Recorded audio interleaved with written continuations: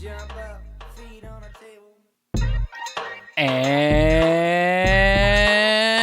welcome back to Kings of Influence. I am one half of your hosting team, Ray William Johnson. I'm the other half, Epic Lloyd, and we are here in my back office. And we are not live. We are not alive. We are the living dead. This is a pre-recorded episode. That's right. It's actually Monday today when we were recording this. Yes. Because it's Kelly's birthday on Yes, Wednesday. it's Kelly's birthday on Wednesday, and so I have been forced, my arm has been twisted to take the day off. Fair enough. And hang out with her, so we had to pre-record this. I don't think that there's any demerits given out for that excellent sign of respect and love for your significant I'm a other. good boyfriend. I think you are. I'm a good boy. We were thinking about going to Disneyland. Okay. Okay. But I'm not really sure. We haven't made any plans. There's a good thing about living close to Disneyland is you can kind of just go on a whim. Yeah. As long as it's not too crowded of a day. We're thinking about it. Disneyland's weird though. Yes. For especially for someone who gets recognized quite a bit. It's like you have to deal with the normal crowd of Disneyland, which sucks in its own way. Yes. And then you have to deal with people coming up to you all the time or like kind of trapping you when you're in line. Mm-hmm.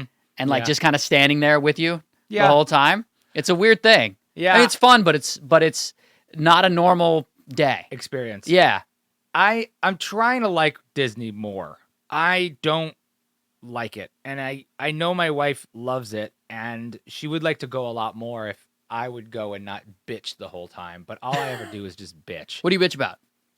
I just feel like everything is a ripoff. Everything is a money suck. Everything is falsely positive and like, yeah. And then the worst people in the world end up there, and it's their big vacation, and they're just going bananas, and just everything about it. And I don't like delayed gratification in the form of a 2-hour line while I wait. But at the same time, I hate the idea of the speed pass because I feel like such a schmuck walking by walking by a lady and her 4 kids waiting in line in the sun. And I'm like walking by like some sort of royalty or something like that. It's the same reason I don't like sitting in first class on the plane. It just feels so awkward. So I just bitch all the whole time about it. You sound like a lot of fun. I know to go right? with. Exactly. Yeah. You're the opposite of Disneyland. I'm a real gem. This is too happy. Yeah. This is unnaturally happy. People should not be this glad. There is no place on earth that is actually magical. That is nonsense. Magic isn't real. This is not the real world, man. We're all gonna die soon. See, the trick is, so I have that whatever that medical thing is where I can't spin or flip or whatever. So I can't. What's that called? That's called. I can't. Well, I haven't been diagnosed. I just know that ever since I hit my 30s, I haven't been able to do any of that stuff. Do you get nauseous? No, it's a head thing. I get a really bad headache for the rest of the day. Oh, It ruins my day. I learned that at Universal Studios. Ugh. I had developed this thing, and I've never had it diagnosed, so I don't know what it's called. Although I've looked it up, and there's various things it could be. What is that called? I can't remember. You thinking of vertigo? Yeah. Yeah. So Yeah. it could be that. It could be something else. I just know that it exists, and anytime I'm filming something, and they're like, "Do a somersault, a front roll," and I gotta be like, "Okay, I can only do like one of these because if I do a couple in a row, Yeah. I'm gonna be out for the rest of the day." It's a weird, like an inner ear thing. I don't know what it is. So, and I have options, right? Like you can take medicine for it, like Dramamine or something, but it makes you sleepy. So tired. Yeah. So I really can't ride the rides. Oh, not the. so I could why the ride hell would you go? I could ride the bullshit rides, but I can't ride any of the big ones, any of the ones that throw you around. What else? What other reason would you be there for? Well, I go because Kelly wants to go. But what is if you can't go on the rides? Does she go alone or like? I don't understand what people want to see there. Just giant. So you eat the dolls? food, you go and you do all the shopping and that kind of stuff. You see the shows, all that stuff. Yeah. So I like that. I don't mind that. And there's like a Toy Story ride. It's kind of bullshit. And like I can get on stuff like that. I could do the teacups, bruh. Yeah, I was never into that shit. I never liked Disney growing up, like the channel, the shows. I didn't like DuckTales. I don't like any of that shit. I didn't either. It was too wholesome for me. I like DuckTales. How dare you? It was just it was just too corny, man. Even at a young age, I was able to sniff out corn. Just corny. The Disney movies, the Disney Channel movies are super duper corny. Yeah. Like just that acting. I liked it, but I liked the animated stuff growing up. I liked The Lion King. Don't say you don't like The Lion King, you spawn of Satan. No, I like the line. Okay. I'll Akuna The Matata. podcast can continue. This guy saying he's not. I like The Lion King. I liked Aladdin because I thought Robin Williams was really funny. Yeah. The movies were funny. I think I got to second base for the first time during the movie Aladdin. I don't want to give away too much, but I think I did. Anyway. Wow. So you yeah, were it's like, just no, please go on. We were it was innocent. I feel like the movies used to be a good place to make out. When you were in high school or So how old was your cousin when this happened? She's second cousin, so Okay. totally legal. All right. No, whatever. Who knows what grade I was in? 7th, 8th grade, something like that. During Aladdin? Yeah. Like in the theater? Or Yeah. So on the screen you've got this animated hero, Arabian Nights. Yeah. riff raff, street rat, and you're like over there grabbing half a boob. I was tit-tat. You're underneath the training bra at that point, tit grab. really going in for it. That was me, man. No, I don't know. I think that's what happened. I'm having my headphones are crazy. Yeah. I did. That's what I remember about Disney movies. I hooked up during. I made out. Like you can't really hook up in a movie theater or anything like that. But I made out with a girl. I was in high school, and it was during Star Wars because they re-released it into the theaters, and we were just looking for a movie to go to, just to make, just a just dark like place. anything. Wow. Yeah, Young love, teen lust. I know, right? Starting out. It's a rainy afternoon today, Ray. It's kind of romantic in here. We shouldn't talk too much about this, or this podcast might. One thing might change. lead to another. One thing might lead to another. Well- It is raining today. It's been raining in Los Angeles for the past 3 days. If you don't live in Los Angeles and you're not from here, let me just explain how it rains here. Because this was new to me, and I don't know if this is boring as hell. It rains all damn day and night. It doesn't stop. Whenever I'm from on the East Coast, it'll rain for a couple hours and then stop. And the rain will be like thin and small. Here it's like giant tropical rainforest drops and just large quantities of water. Our rain's got a lot of girth on it. It does. It's big bone. Fat rain. So it has been raining for days now, and we're in the back office, but it is pouring around us. But it is kind of nice. I kind of like it. Yeah? Yeah. I don't know. I'm not into it. It's like I like it after it stops, like immediately after it stops and that sky is kind of that cool gray blue. Yeah. That's what I like. But I don't like to go outside and get douched No, I don't like to be outside or step in puddles or anything like that. Yeah. They don't have the suicide of the worms here either. Back home after it rains, something about the way the rain affects the dirt, the worms would just like migrate into the street, mass suicide, and then it would just be worms everywhere. That doesn't happen in LA. Like the wormacost or something? Yeah, dude. No, not the wormacost. It would be like lemming worms. They all just march onto the pavement, and then that's where they die, just by the thousands. You know what I'm talking about? You've seen this. It's like a dirt cult. Yeah, I think that something about how the rain affects the dirt, and they can't tell the difference in the moisture between the dirt and on the street. It just messes them up. Those idiots. Yeah, you got to keep that worm population. It's a down. thing like you can cut a worm in half and it'll be 2 worms? I don't know. Because like if you saw a man in half, He's dead. You got a torso and you got some legs, Yeah. right? But if you saw a worm in half, Now it's you got 2 worms. It's like there's 2 of me. And apparently the same thing with a starfish. If you cut a little starfish arm off, it'll grow a new arm, but that arm will also grow a whole new starfish. That's fucking awesome. Isn't that amazing? Imagine if any part of a human could do that. You would be a freak forever. But there's actual animals on this planet that do the most craziest things ever, like that. Like Yeah. you cut my finger off, it becomes a whole new Lloyd. That's nuts. That's how I would have a kid. See, I wouldn't procreate then. Yeah, I would just cut off like a pinky toe more me. and let it grow into another me. Congratulations, world. Yeah. Now you have more me. That'd be great. An army of Ray. Well, we got a good show today. All right, Speaking of cool. all that, my Yeah. headphones are having some problems. I know. I think it's the rain. It's causing all sorts of. But is that weird problems. are yours going in and out Yeah, too? yeah, Oh yeah, then yeah. it's the thing. Something's going on? We got to get professional over here. I know. What do we got to talk about? Okay, today? anyway, so listen to this, man. We got a great show for you guys today. We're talking about the world's most expensive divorce. Jeff Bezos. Yikes. Bezos. Yikes. We're talking about the border wall. That'll Okay. be fun. I got a thing to say about that. Yep. We're going to talk about a new pro-slavery SoundCloud rapper. Ugh. We'll get into that. That's fun. We're going to talk about marijuana and some of the negative effects that it has on people. Lies. Yeah, I knew you were going to say that. That's why I wanted to talk about it. And then we're going to talk about a woman who was in a coma for 14 years and then gave birth. You know Yeah, what that means. that's fun.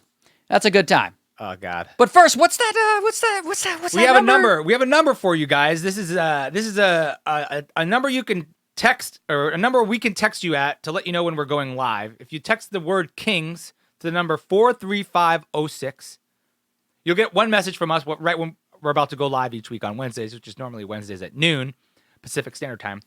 We won't ever try to hit you up with anything else. Just let you know when we're going live. It's, again, text the word Kings to 43506. Yeah, 43506. Yeah. And then we'll say, hey, we're about to go live, because we know it's getting more and more difficult to know when things are live on YouTube and know when things are going live on different platforms. So we want to reach out and connect to you all. And we just crossed 15,000 subscribers on YouTube, which is a big deal for us. So thanks for being with us. And if you haven't subscribed to the channel and you're just listening for the first time, please do, and hit that little bell Slow notification. burn. Yeah. We're also on Spotify, SoundCloud, Stitcher, iTunes, everywhere that podcasts can be listening to. Yep. So imagine having $137 billion. That is your net worth. 107. And you are married Yeah. with no nuptial contract in place. And your marriage is starting to wear down. Yeah. And you know that if you split up, she's going to get half your assets. Yeah, I don't have a problem with that. Okay. You'd be like, all right, cool. I mean, finish your point before I counterpoint.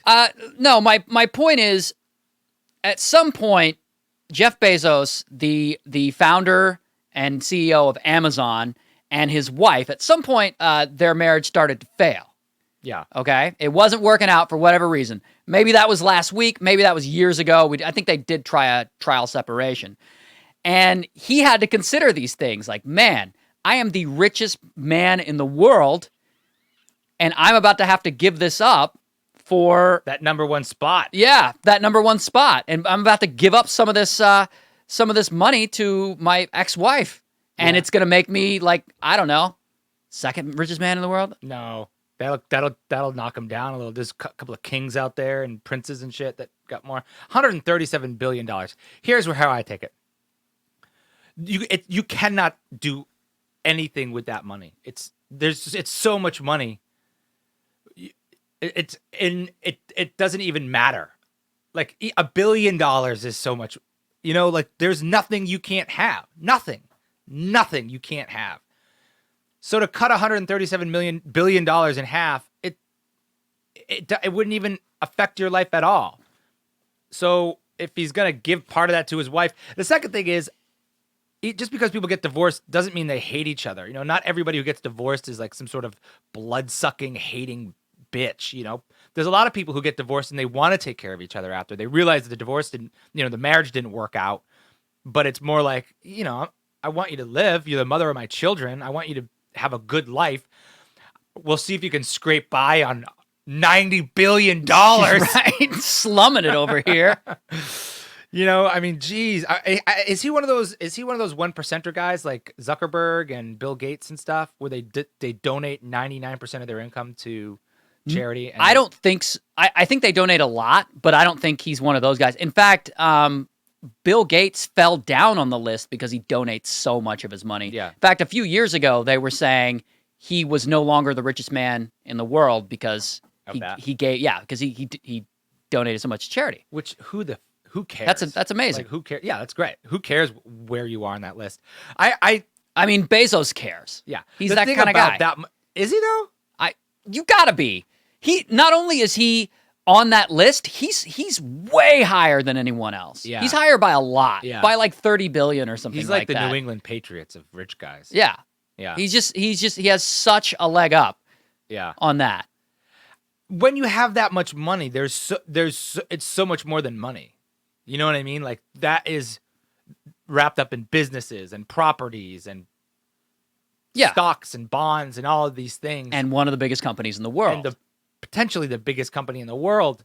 So it's not like she just gets a chunk of cash. You know what I mean? I think it's probably ownership. And also, too, I'm a married guy, and I know that any of the success I've had with this podcast or rap battles or anything, it's not like my wife has been working next to me, but you live life like a business. It would have been impossible for me to do the things that I've done without that person in my life. So alimony is a weird thing, but I do understand it at its root, at its core. Yeah. I understand it. I think it should work both ways, and I think it should be, and I think it does. I think it does. Yeah, But Britney Spears' ex got a bunch of alimony. Federlane or whatever his name is. Yeah. It's an odd thing to accept it. If my wife made a hell of a lot more money than me and then we got divorced, I wouldn't want to take that money. I would feel weird. You know, I would be like, I can live on my own. Like, you got to be a certain type of slime ball to get a check from your ex-wife every month. Well, it depends on how it ended. For me, Yeah. like if there was infidelity involved, Yeah. bitch, give me your money. Like if she cheated or something like that, if your wife, I would say, yeah, get that money. Yeah. In fact, most prenuptial agreements have infidelity clauses in them that invalidate the clause. Sure. Or that, I'm sorry, invalidate the agreement. Yeah. If you cheat. Yeah. Yeah, well, it's sad. I agree with you that your partner can and should be that kind of person that pushes you in the right direction so that your success it's not contingent upon them because success is very personality driven, but that they don't hold you back. Because if you're doing it right, every time you're about to screw up, you're like, I'm going to walk into that room, into that board meeting, and I'm going to tell him that he can go screw himself. Yeah. And then I'm going to kick his chair over, and then I'm going to storm out. And she's like, no, you're not. You're an idiot. Don't do that. The sounding board factor. Yeah. That's huge. Basically. Huge. I have a bad temper, and I can't tell you how many times I'm like, can you read this email real quick?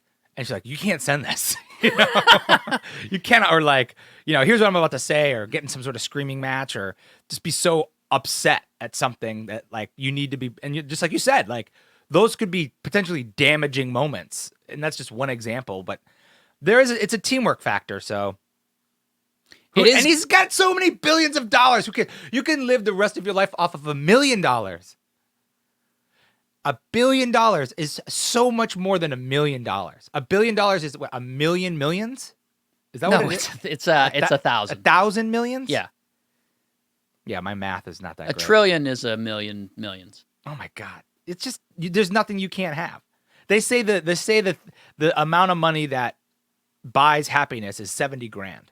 Under a guy who makes under 70 grand reports being more unhappy due to stress and lack of self-worth, a legitimate amount of like, it really is happiness. Above that, it's just above that, your happiness level doesn't get like it'll grow to that, and then above that, it stays the same. Yeah, like whether you have 80 grand, 90 grand, 100 grand, $1 million. Yeah, your happiness is totally the same. Yeah. If you're unhappy there, you're going to be unhappy at 2 billion. Yep. That's what money is. So you want to hear a little bit of the scandal? Yes, I do. What was the scandal?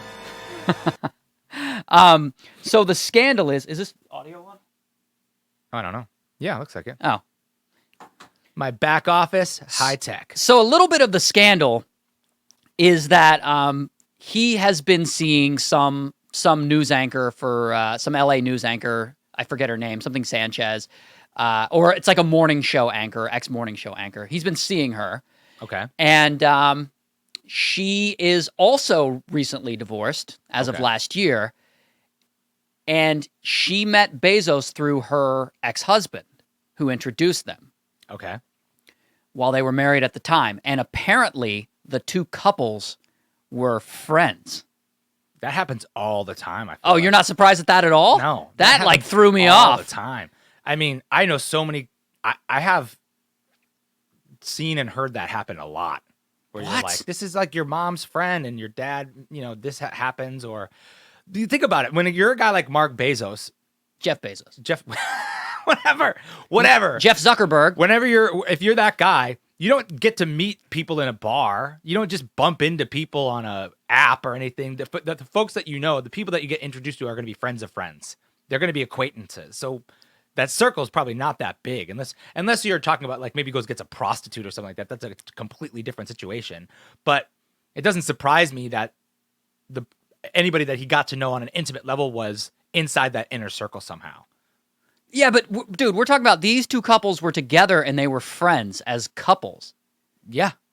And then they split up and then two of them paired off. That makes perfect sense. That doesn't, like, I feel like that's some kind of barrier. You can't do that. That's awful. I'm not saying it's not awful. I'm just saying it makes total sense. Or at least there should be like a time period buffer, 5 years. Well, like just think about high school. It's the same thing. It's just maps it out. Like you're dating Melissa, and over here he's dating Keith, and then they break up, and then Keith and Melissa console each other about the other one's exes, but then they end up together, and then you go to drama class. No, but it's not high school. It's like a Billionaires club. I think that there should be some kind of like grace period or buffer. There should also be a statute of limitations as well. On an infidelity clause inside of a prenup, you mean? No. There should be a statute of limitations on whether or not you can date like a friend's ex or something. Yeah. It should be like a couple of years, and then it's okay to date them or something like that. It depends on how close you are to the friend. Yeah. But none of this like lifetime bullshit. Yeah. I think about the friends that I've had that are long-term friends, and they're so much more like siblings now. It would be weird to hook up with them. You know what I mean? It would be like, ugh, no. Or like, but who knows, man? Love is a mysterious, whimsical thing. I can't pretend to try to understand it. I don't want to know the guy who used to be with the person that I'm with. Like, I don't want to know the person that used to be intimate. I know so many different things, though. I know people who've gotten married, then divorced, then remarried the same person twice. I know people who have gotten divorced from someone. They have a new husband, but then their ex-husband lives in the house with them still. Every like thing you could think of happens out there. There's no normal, No, but there's an etiquette. There is an etiquette. But how many people do you know are follow etiquette on a regular basis? I do. Besides you and I, who are pristine. Oh my God. So then what is if there's a relationship and they get divorced and you're friends with the couple, how long do you think until it's okay for you to move in? My money's on if there's a connection between this guy outside the relationship. Yeah. Probably he was part of the reason the divorce happened. See, that's fucked up. I know. I'm just telling you. Especially if the couples are friends. Yeah. That's messed up. That's what I'm saying. I know. You're preaching to the choir, Ray. I'm just ushering you into the real world. I don't have any divorce in my family, which is kind of unique. Like I don't have a stepdad or a stepmom or anything. It's very unique. Or any step siblings. So, but I think more often than not people do. Like, do you have anything? I have some I have half siblings. Half brothers and stuff like that. Yeah. I don't have that, but my folks still had troubles, that you see as a kid and you're like, that's not how it's supposed to be. So then that kind of takes away, for me, it took away the feeling of anything is normal. There's no normal. There's no rule book for this. That was the bummer not the bummer, but my wife's parents are awesome. They're like locked in, been together the whole time, never anything. And they were just such a great example, which I think really does help a marriage, having somebody who you can look at as an example of the ups and downs, and you tough it out, and who knows what the Bezoses had, but they could just buy it, right? I mean, they could just buy someone. We're just going to buy an example. Let's just buy a couple. Buy new parents. A nice Midwestern family. Anytime, we'll just put them in their own wing, and then they'll have it. So yeah, man. I think. Her name, the ex-wife, her name is Mackenzie, and Mackenzie's fitting to be paid. That might make her the richest woman in the world, even if she just got half of his stuff. Well, she's going to get a settlement. She's going to get alimony, and she's going to get child support because they have 4 kids. I mean, how much more support do you need? Where do these kids go to school? I mean, it's not. Child support. Clearly, it's not enough because she needs more. I know. And I'm about to slide up into her DMs like, "What up, Mackenzie?" What they at? Well, who know? I mean, I don't know anything about her. She's probably a pretty smart woman. I'm sure that he's attracted to something like that. And who knows if maybe she's responsible for a whole bunch of that business. You know, I wouldn't be surprised. Well, I will give her credit for this because they've been together 25 years. So they've been together before Amazon was the Amazon that we know now. Like this guy was broke in working out of his closet.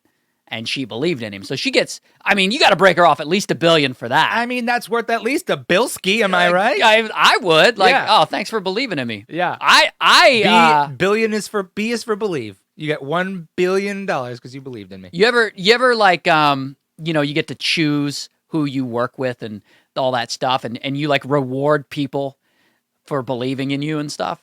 Like in a very almost Trumpian way?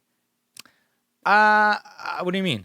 Like, so I'm sort of like half working on this project that I can't announce and can't talk about, and I was able to choose the production company that would produce it. Oh yeah, and I went with the company where I knew the guy always like believed in what I've been able to do. Oh yeah, and all that stuff. Like I reward the hell out of those people. 100%.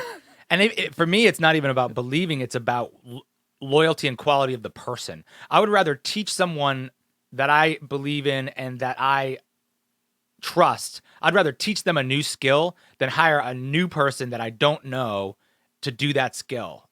You know what I mean? Like I'll have people work with me for 10 years. Anytime I get an opportunity, they're the first person I call because it's one less thing. It's one less question mark in a world that's filled with complications and stress as it is. If I know this he's going to lock down production, I'm not going to have to worry about shit. Yeah. Of course I'm going to bring that person with me anywhere I go. Yeah. Well, that's more about like dependability. Yeah, but I guess growing up, no one ever, whether or not people believed in me never mattered to me. Why not? Because I believed in myself. I never listened to anybody else. The more you I know. But also, like, it wasn't like I came from a family where we didn't have a lot of money, so it wasn't like I was going to ruin some sort of legacy that was going on. You know, it was, and my dad and my mom were always really vocal about, loving me unconditionally. All they wanted from me was, get good grades and work hard, and whatever you want to do, you can do. So there was never that piece that was like, that person never believed in me. That person anybody that told me that I couldn't do anything just looked like a fucking dumbass to me. I was like, you're ridiculous. So how sad for you. Can't you see all this? You know what you're looking at here? No, I think maybe it was just I was very singular focused when I was young. I was much more singular focused and much more driven. I was driven by a lot of different aspects. Fear. I was driven by avoidance of pain. Bad things happen in your life, and so you dive into work instead. So I never had that feeling where someone was looking over my shoulder going, what's the B plan? What are you going to do with your life? Maybe my girlfriend in high school that I broke up with in high school, and I was like, yeah, you're ridiculous. And now she's a billionaire. Yeah. Yeah.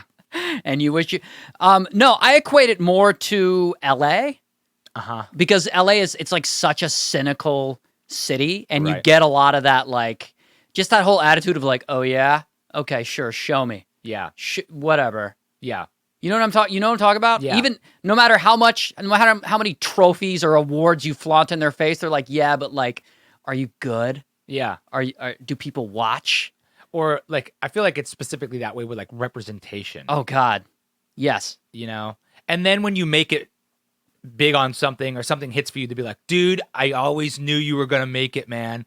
Let's work together. You're like, where the hell were you when I was knocking down your door? And I get it. It's a business, but you got to invest in some things early. And to that aspect, I say I would be really loyal. If some sort of manager or an agent came to me before any kind of thing ever broke or whatever and was like, I got you, man. I'm into you. Let's work together. Yeah. And then we split ways and something else happened, I would go back to that person for sure. That sounds like that's the kind of story I want to tell with my life. Right. So you ever sorry, I'm messing with this here. You ever pitch something to like one of your reps, like your agent or manager, and they go, I don't know. And you just want to go, fuck you. You work for me. I hired you. Yeah. It's you can be critical, that's fine, but your whole like, I don't want to invest myself in it Yeah. is nonsense. That's not the right fit. Well, because those people would have said that to you in the beginning. yeah. In the very beginning, they would have been like, oh, what, like historical figures and fictional characters battle rapping? Yeah. You go, fuck you, I'm going to go make this. Yeah. Imagine if you had pitched epic rap battles to one of your agents or managers know. in the beginning. I have no idea what anybody would have said. They probably would have laughed me out of the office, maybe. On the internet? I don't know. Yeah. Jeez. You know, that was the cool thing about Danny Zappin. You know, he was the original founder of Maker. Yeah. And he was a believer for sure. He was a believer. He was a total and he believer. Was a risk taker. Yeah. And I always liked that about him. He was, you know, obviously has his flaws and his ups and downs like everybody. But I always dug that he was like, what do you need to go make stuff and not have to worry about any of the other bullshit? Okay, I'm going to give you that. Right. So that was always cool. Well, let's talk about this border wall thing, man. Are we still out of work? Is the government still like locked up? Yeah, it's like day 900 or something. Jeez. It is. We're at a record now. Yeah. We're at a record now for the days for the government being shut down. Doesn't surprise me. Unbelievable. It's really sad. People are stealing trees out of Ojai and stuff, and like there's like nobody to work at the places. The TSA agents are working for free. I read a story the other day that people are going to Joshua Tree, and because there's no like forest rangers and stuff like that, people are like stealing the trees and taking the stuff from the national parks. Looting the woods? Looting the woods. If there's something that people can loot, they will loot it. You go downtown and there's like a sort of a crackhead, like he opens his jacket and there's a sycamore there. Yeah, he's got a baobab tree. Yeah. Hey man, I got an oak tree, man. Yeah. You can give me 5 for the oak tree. Yo, what are you gonna give me for this for this tree? Jeez. Well, you know that guy started a GoFundMe because he was gonna raise money for the border wall. Yeah. And to his credit, they raised $20 million. There is $20 million for the wall. Yeah. Which buys like one gate. Yeah, it buys nothing because the wall, you know, they want $5 billion for the wall, which that's not even enough for the wall. Originally, they wanted $25 billion. Ask the Bezoses. Yeah, exactly. Ask Bezos' ex-wife. So I guess that failed. So the GoFundMe thing? Yeah, it didn't raise so what happened? enough Someone money. started a GoFundMe page to raise money for the wall. And the way that GoFundMe works is you have to hit a certain money target. And if you don't hit it, everybody gets their money back that donated. And it just goes minus away. the commissions and stuff like that. Wow. Commissions on 20 million. Not bad. Congratulations to GoFundMe. Right. They're the real winners in this situation. So I guess everyone got their money back, but like a bunch of people donated over $10,000. One guy donated 50 grand. Jeez. So like imagine believing that wall was going to work so much that you put 50 grand of your own money in there. That's some Texas oil tycoon who's just like, yeah, get him. That kind of makes me cool on GoFundMe that they would. I mean, I get they're just a business, but that's kind of a dick move. Imagine it worked, and then all of a sudden we got a wall, and everybody's like, thanks, GoFundMe. Now let's raise money for another horrible thing. Let's raise money to get rid of the Jews. Yeah, you know, like that's buddy, not allowed. No, you can't do that. That's not cool. No. Gosh, you know the wall. I told you though. I already told you this. It's a brilliant move on Trump's part.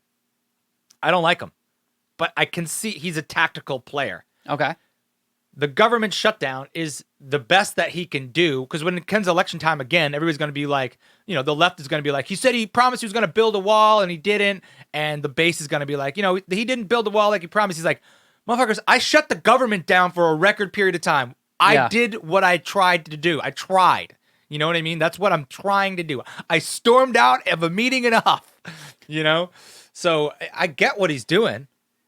Did you see that there was an opposing GoFundMe that was like raising money for ladders to get over the Jeez. wall? Was it just called Nah-uh? I think they raised like maybe $1 million. I don't know how much. Zach, can you look that up? Well, here's my question. How much the ladder? And I don't want to send up any flares, and I don't want to cause a ruckus here on the podcast. Besides the money and what it costs, what's the pushback against the wall? Well, I think so. Just being logical here, being real, I think it's what the wall represents. think that it was his rhetoric, and during the campaign, campaign, and welcome to puberty. yeah, right. Welcome to the cold weather. So I think it was the rhetoric of what it represents. He was going to build a wall, and Mexico was going to pay for it, which we all knew was absolute nonsense. Yeah. And that there's this narrative out there about him being racist and about him hating Latinos and all this other stuff, or ethnocentrist, or whatever you want to call him. And now Democrats are trying to prove themselves, and this is an easy way for them to prove themselves and go, no. Yeah, we can talk about border security, but we're not going to do a wall. A wall is ridiculous, and it doesn't address how most illegal immigrants get here, which is by airplane. Tunnels. No. By airplane with a visa, and then that visa expires, and then they just stay here. That's how most of them get here. So, okay, I get that. I get what it represents, and I get that it's a shitty move. But so I guess my point would be, if it was somebody else pitching the wall, would you think it would be an easier? Because we've been talking about this wall for a long time. I feel like we've been talking. It wasn't Trump who said he was going to. Trump's not the first one to pitch the wall. No, I'm sure it goes way back. Yeah, way back. So, here's my question for lefties. If it worked, listen up, libtards. If it worked, would you be against it? If it worked, if it legitimately reduced the amount of illegal people coming into the nation, would you be for it? Would it still cost $25 billion? Because I think that matters. Sure. So, but if it worked, it would change. If it cost $25 billion and didn't work, that's a waste of money. Right. But if it costs $25 billion and it works, and things get safer, the answer is probably not. The answer is it probably wouldn't work. No, the answer is that they probably wouldn't be for it. They probably wouldn't be in favor of a wall, even if it worked, because I think, A, because of what it represents, B, because I think that they would argue that you could use that $25 billion for things that are more, I don't know, dire, more important, like healthcare. Right. But that's still beside the point. I'm saying if it worked. Right. If it worked, then the only argument would be what it represents. Yes. And I get that. That's kind of a shitty move. Like, it's not. What if? Here's another question. What if Mexico said we're going to build a wall? That wall represents racism to a lot of people. I get it. That's my point. I get it. So even if it worked, they're like if there was some crazy idea, some crazy notion of, if we throw all Samoans in prison, it'll stop all crime, right? It would work, or something like that. And you would hear that and go, yeah, but like, that's also really racist, so I don't want all Samoans to go to prison.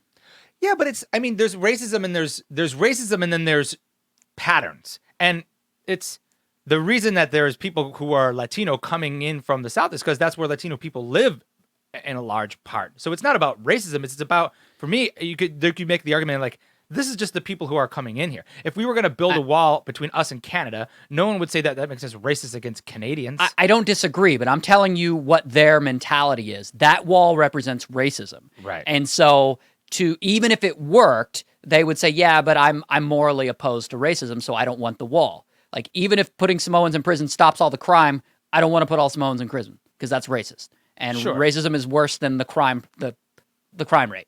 You see what I'm saying? Like, you see how that... But we're not putting anybody in. We're putting more people in prison that come into the country. It's just a weird example I'm giving you. Right. But you see what I'm saying? Like, what they're saying is, I would rather not have something racist than have this immigration... Yeah, it's how you then avoid this immigration problem. It's how you deal with the problem. Yeah. It's how you deal with the problem. All right. Sorry, Zach, the ladder thing. Yeah, so it's not doing as good. It's called Ladders to Get Over Trump's Wall on Gofundme, and it's $161,266 out of $100 million goal. $100 million worth of ladders? Yeah, but only at $161,000. Is that more money than the cost? What was the wall GoFundMe at? Well, I think $20 million. Yeah. So they want to raise way more money in ladders than in the $120 million worth of ladders. That's a big ladder. Dang. It's just one big ass ladder. Ladder. Not even multiple ladders. Man. Just one, like, Maybe like a vault to pole vault over Yeah. would be fun. Yeah. I would like to see a sort of Wile E. Coyote montage of people trying different ways to get over the wall. That'd be fun. Mike, I mean, I just want to know. I just want to hear what the opposing solutions are, because there is a little bit of, there is a. I agree. The folks that come into this country in a large part work harder than the average Joe here in America. They're coming from different places that the opportunities aren't there. The living is awful. But you can't have an open door. I don't believe that works. I don't think that you can have nations without borders, because not everybody plays by the same rules. Of course. So what is the other solution? And why can't we focus on that? And when those solutions are, we'll do this program and that program and this program, I understand the idea of like, stop with your bullshit. Such red tape bullshit. It's all it is talk. And that's legit. That is a legit point of view of like, no, that's just talking in circles. There's no actions there. Well, I think part of the solution, at least from what I can gather, and I've heard a lot about this and a lot of different viewpoints, is that there are other ways to help with border security that don't involve this wall that represents what they feel it represents. Like, more border patrol, that kind of stuff. Right. Yeah. I just feel like,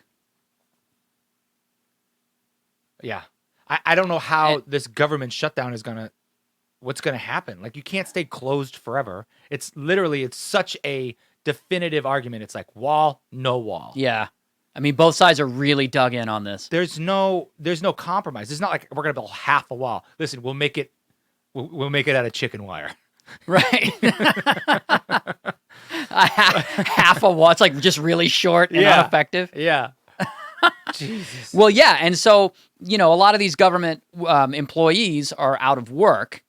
Yeah. And they'll get they'll get back pay, right? But then there are subcontracted people who won't get paid at all. And that's like, I had heard this story about, the Smithsonian museums. Uh-huh. Those are all, federal employees work there. And so they'll get their back pay. But the security guards are all they're subcontract. Right. They don't work for the government. Right. So they're not getting anything. But they're being asked to go to work and probably do, like, you probably can't ask those guys to go to work. I think they're closed. Yeah. I think. So a lot of places closed and a lot didn't. That's crazy. It's I don't know, shitty. man. It's such crazy times. Like, I heard somebody say, like, well, the Great Wall of China, that didn't work. But I'm like, didn't it? Well, I had heard, I mean, it depends on what your definition of works is. And then, there are walls around, was it Israel? Is there in, like, Palestine? And Yeah, stuff? yeah. There's I can't remember exactly where it is, but there are walls there that apparently do work. It's your definition of what works, because that's a difficult comparison, because that was a war zone for a while. Yeah. And walls so a wall are great might for be- war. Yeah. Walls are great for war. Jeez. Yeah. No solution? No, I got nothing. I got nothing. And I don't know what it's like to live down in the border towns. You know what I mean? Border towns sounds like a Mad Max movie. But like, I've never lived in Texas or Arizona or any of those places where the lines are so blurred with people. Yeah, because I know there's people that migrate on a daily basis just for work, and it's part of their daily routine is they go across and they work and then they come home.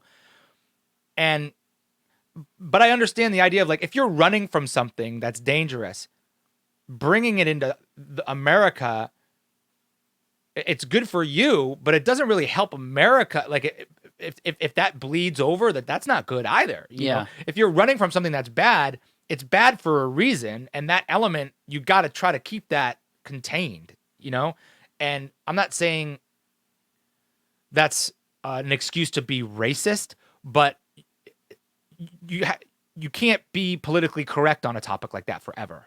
It's by nature, it's a non-politically correct topic because you have to make a choice. So it's like, Jesus, that's a tough problem. And what's your choice? My choice? No, sorry. What are the choices? You have to choose between what? You have to be selective. You have to start to say who can come in and who can't. You have to make a choice. We're either a country or we're not. We either have a border or we don't. It's not a strong choice to have a border and then not enforce it. Right. Asylum is one thing, and that's, but if you say, hey, anybody that says we're going to be open to the country because of asylum, people will use that effectively, but people will abuse that as well. People will say they're running from something that they're not. Granted, that's the small minority, but it's just a very complicated process. I've never seen the government shut down for this long. I don't know what's going to happen. I feel very unaffected by it way out here in California. But I bet you if it goes on longer, we're going to start to see some weird shit go down, man. Well, let me tell you, I did a stand-up in El Paso and sold out this little club. It was really cool because it was like a rock venue because they didn't have they either didn't have a comedy club in El Paso or the one they had was already booked. So I booked this like rock and roll venue, and it had a place where you could stage dive and all kinds of stuff. It looked like a little dungeon. But I went there and did stand-up, and first of all, that entire city is Latino, and it's right on the border. Yeah. Right on the border. So, and then, but after the stand-up shows, we do a meet and greet, and people come up on stage one by one, and I talk to them and take a picture and have a little conversation, and you got a couple hundred people to get through, so you can't really do it for very long. You can't really spend a lot of time with them. But from what I gathered, like a third to half of those people cross the border to see my show. Yeah. And I'm like, well, you're not all citizens. You don't all have work visas. Like, you crossed illegally. So we're talking like 50 people of this 200 people venue. Well, no, you can go to, we could go to Mexico for the day or whatever. And yeah, but they can't necessarily come here. Going that way isn't hard. It's getting back that's hard. I didn't know. Even getting back as an American is really hard. Really hard. Wow. Like, when I say really hard, I mean it's like you're waiting a few hours. Right, in that long traffic in line. Yeah. Yeah. Done it several times. Getting there is no problem. Right. Drive right over. Man. So, yeah, these people had crossed a border illegally, and some of them told me they did. They just, it's probably very easily. And some of them you could just tell, I am really liked your shows. Right. I am, it's funny. They don't speak very good English. No, they're just mentally no. Obviously they didn't speak. Yeah, no, but and a lot of them told me your stand-up. That's like I don't know. Yeah. I guess they just laughed when everyone else laughed. Yeah, or maybe maybe they're just jerks about it. I don't think he is funny. Yeah, right. I don't get his jokes. Not subtle enough. No, but that was one of the better crowds I played, so they definitely understood the jokes. Well, and I told Latino jokes and shit, and they died laughing. Good. It's also a double-edged sword because like they were here first. You know what I mean? It's like those people were living in that part of the country long before anybody who looks like Donald Trump lived anywhere in this country. So that's also shitty as well. The whole. It's hard. You're defending war acts. The entire history of this country is basically an invasion. So you have to defend those actions or forget them or look the other way when you're enforcing anything. Granted, that's how all nations are built. Yeah. But, yeah. Sticky. Doesn't make anybody feel good. Shout out to all our Latino listeners right now. Hey! We love you guys. Jesus. No, man, I told this joke about I was talking about Latino board games, and I said, yeah, it's like the Latino version of Monopoly where you win the money, but then you mail it back home. And they lost it. And then I was like, Pin the Tail on the Honky was another one. Yeah. Oh, man, they fucking died, man. They love that stuff. Man, I grew up in the restaurant industry, and the whole back kitchen is all guys from Mexico and Puerto Rico and everywhere. And those guys all had 2 jobs. They hustle. All busted their ass. Yeah. And like from the dishwasher to the head line cook to the busboys and everything. And that was my first, when I lived in Chicago and worked there, because in New Hampshire, there's not a lot of diversity, especially back when I was in New Hampshire and Massachusetts. But in Chicago is when I first worked in restaurants and bars and stuff and really got exposed to that. I just had so much respect for those guys because they were always in a good mood. And I was like showing up hungover and all bitchy, These guys are bustling and hustling. I still can't get into mariachi music. That shit will drive me crazy. But those guys loved that stuff. In the morning, man. So, yeah. Yeah, It's a touchy subject. It I is a worked in weird restaurants subject. with some of those guys too, and one thing I remember is that they always had like some of them were straight up illegal, Yeah. like straight up, and you could tell because they what they would do is they would get a birth certificate of someone who had passed away, but who should be about their age. Right. So they would get their birth records and then like basically just assume their identity.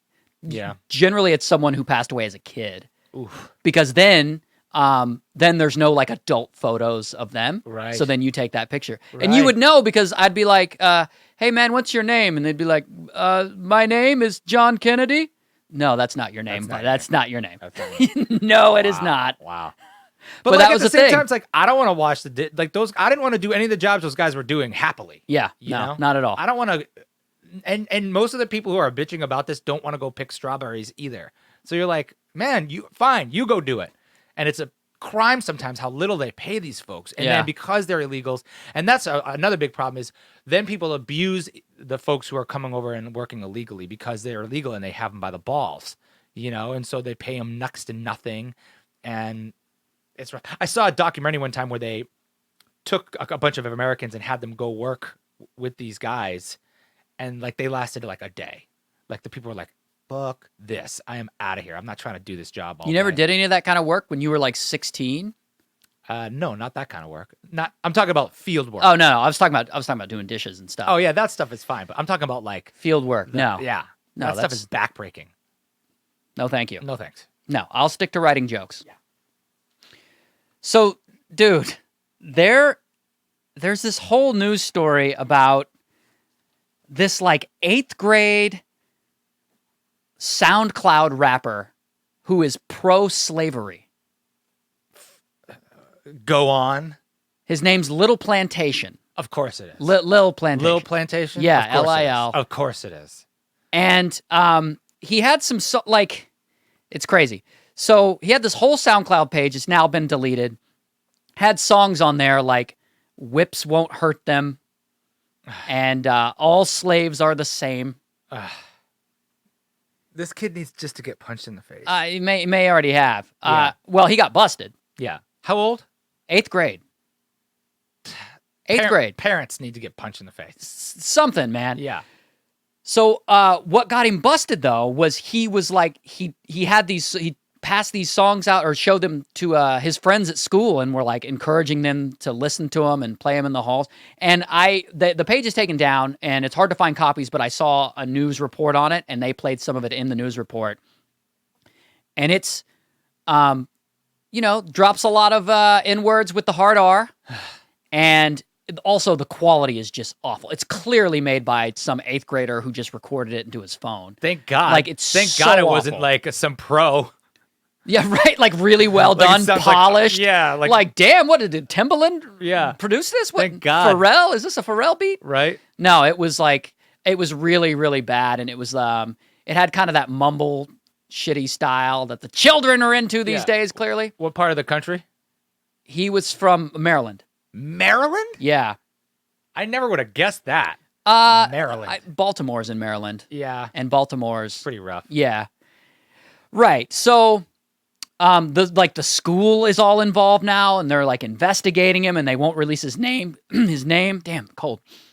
Because he's a minor Yeah. and stuff.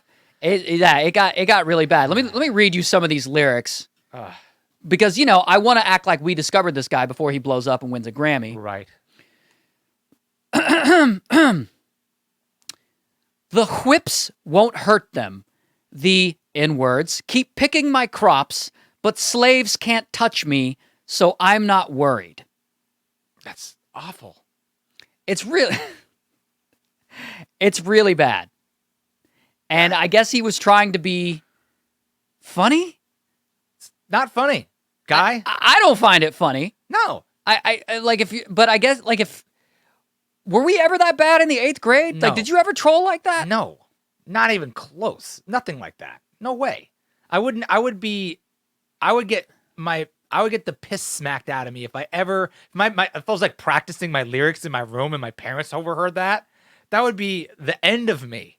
I would have Yeah, you would have got put in line properly And in the way that you do when you are out of line. That's grounds for an ass whooping. That is grounds for an ass whooping. But his dad is probably the same guy. Probably he's getting this from his parents. That's what happens. You think his parents are actually racist? You don't think that he's just being a dick? I think his parents are probably awful people. Wow. Probably awful people. What kind of people? Either very, very racist. Like, there's New England's, the racism there is top notch. And I don't even know if Maryland's not considered New England, but just like the Northeast, there's some pretty bad. You consider yourself a connoisseur of racism, and it's pretty. Yeah, it's top notch. You'd rank it way up there. And I think his parents are either similar to this or fame hunters. Those, like the type of people who put their kids in beauty pageants and stuff like that, and they're like, just do whatever it takes. Just do whatever it takes to get noticed, and they'll just fuel those flames. Ugh. So one of those two, that's my bet. Well, apparently the middle school he went to has had some racial tensions. Like it has a history of that, and so that kind of makes it worse. Yeah, because he's probably making those polarizing even more. See, I'm on the fence about whether or not the guy is racist. Now, don't get me wrong, what he did was racist, but were his intentions to be racist, or was his intentions to be so extreme and like do shock comedy for his friends, and he's just doing it in a poor way? He's like, I'm just trying to be Ali G. Basically. So I feel like, I don't know, like it's so extreme that it couldn't possibly be real, if that makes sense. Like if he said something subtly racist, I'd be like, yeah, that kid's racist, and he's probably got racist parents. That's where he learned it. Yeah, like they lock up black people because they commit all the crime. Like just something like that, where I'd go, dude, I don't know where you learned that, but you're garbage. Yeah. But it's so extreme. Like not even pro race, like pro slavery. Yeah, it's the worst part of racism. It's not like he's trying to say something, subtly trying to say something with his words. It doesn't sound like or maybe he's not. Maybe he's, God forbid, he's trying to be actually on the good side and like play an awful character and be like, see, these people are terrible. Like he's satirizing plantation. Yeah, and then just not owners. Smart enough to pull it off in the right way and ruining his life slowly as an 8th grader. Yeah. I mean, did he put an album out? What's the name of the album? I don't think it was an album. It was, I think he 3 or 4 tracks or something like that. A couple of tracks. And they're almost unlistenable. They're awful. But are they? It's fucking awful. Popular enough so that it popped up in some sort of trending thing, though, right? No, the news story is what was trending, not his. No, he wasn't getting any traction. He was passing it around at school, and then got busted, and it became like it's so extreme that the news stations picked it up, and then it went national. Jeez, and now we're promoting him on our podcast. I know. We're giving that guy. No, man, that kid, he is in 8th grade. Yeah. He is in more trouble than he's ever been in his life. Yeah. That kid's scared to death right now. Hopefully. You need that. You need to be scared. That's good. You should be scared. There's a good, you should fear your parents.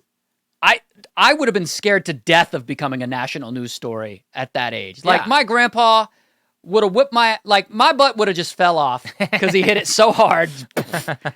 Just because, no, they wouldn't have put up. I mean, is this kid probably by himself? He's probably a loner, probably has no friends.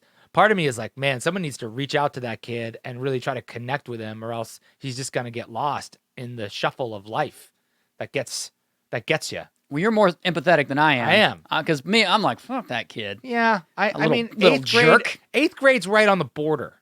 It's right. You're, 13, 14 when you're in 8th grade?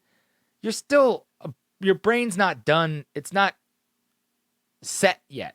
That you could still be influenced in a really good way. It would be a shame if that kid grew up and still had that mindset. Well, his parents need to monitor his internet use. Yeah. How did he write and record these songs and put them on the internet? And they didn't. They weren't like checking it out. Yeah. Maybe they just ignore him. Maybe they're super rich and they just because that probably wouldn't be in a normal high school then. That would probably be in some fancy high school. But yeah, I honestly don't know. how that kind of stuff slips through the cracks. Also, I don't know what it's like to be an 8th grader in 2019. I have no idea. Because I have no idea. I was on a podcast yesterday with these 2 young ladies, and they're in their mid-20s, and they were talking about dating and how tough it was, and both lovely young girls who you're like, it shouldn't be tough for you guys to have a boyfriend if you want one. And apparently it's a nightmare. Why so? Because there's too many choices. It's Life is so hard for these ladies. I know. God. I know, but I feel for them. But the guys feel that way too. The guys are non-committal as the girls are, and this is LA, and there's just as many hot dudes as there are hot girls, and so there's a not to hit the point, but there's a slavery and too much freedom when it comes to that. When you have there's almost a freedom in constraint when it comes to dating, where you're like, nothing's gonna be perfect. At some point, I have to choose and work at this, and now that's a lot. That's asking a lot more of kids of this generation. They're not willing to give that up. Well, we did read those stats on dating of that generation, and that sexual intercourse is down, relationships are down. Yeah. Hookup culture is actually kind of replaced relationships. Yeah. Oddly, but somehow sex is down. Because I think people are just wanking it more. I think people are just handling it themselves. But Pornhub is way up. So Pornhub is way up.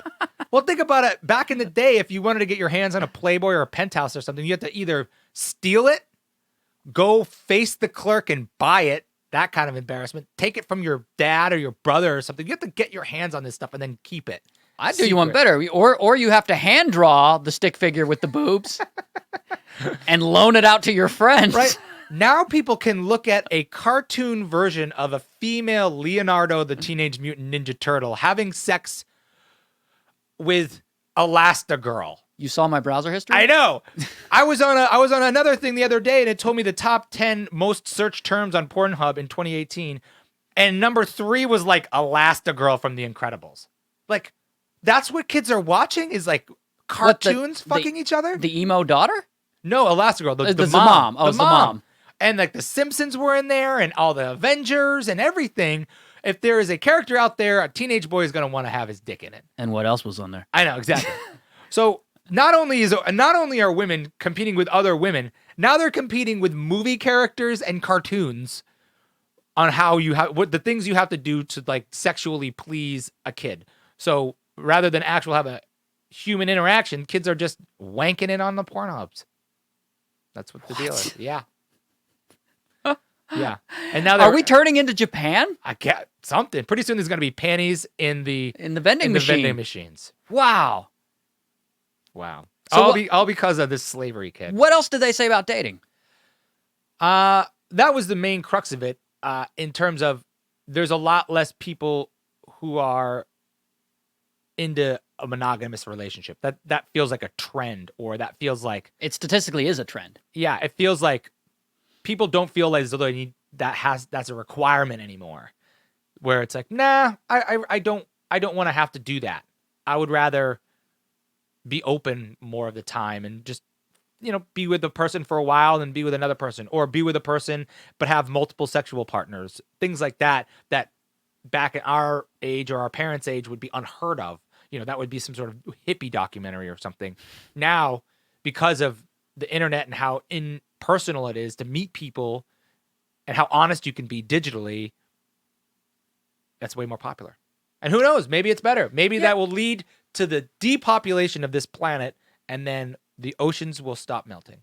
But they're in their 20s, so that's also what I said.